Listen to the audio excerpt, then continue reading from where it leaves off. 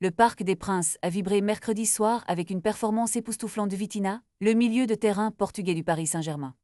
Ce jeune talent a non seulement illuminé le match contre Tottenham, mais il a également prouvé qu'il pouvait être le moteur de l'équipe. Avec un triplé mémorable, Vitinha a su redresser la barre pour le PSG, qui a dû faire face à un adversaire coriace en Ligue des Champions.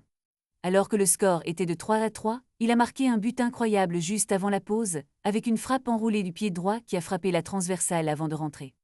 Ce premier but a marqué le début d'un récital de football, un moment de magie qui a captivé les supporters présents. Au retour des vestiaires, après un moment difficile pour Paris avec un but de Randal Kolo Muani pour Tottenham, Vitinha a de nouveau pris les choses en main. Il a égalisé d'une superbe frappe enroulée, montrant une maîtrise impressionnante.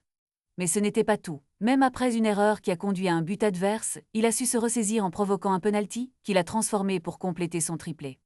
Ses statistiques sont tout aussi remarquables. Il a touché plus de 100 ballons avec un taux de réussite de passe de 93%.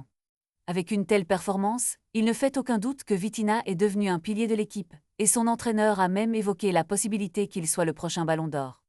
Alors que la saison avance, tous les regards sont désormais tournés vers ce jeune prodige. Peut-il continuer sur cette lancée et mener le PSG vers de nouveaux sommets? Les fans attendent avec impatience de voir ce que l'avenir réserve à ce joueur exceptionnel. Quoi qu'il en soit, Vitinha a montré qu'il était non seulement un joueur à suivre, mais qu'il pourrait également devenir le meilleur joueur du club. N'hésitez pas à exprimer vos opinions sur ses performances et à débattre de son statut dans la zone de commentaires.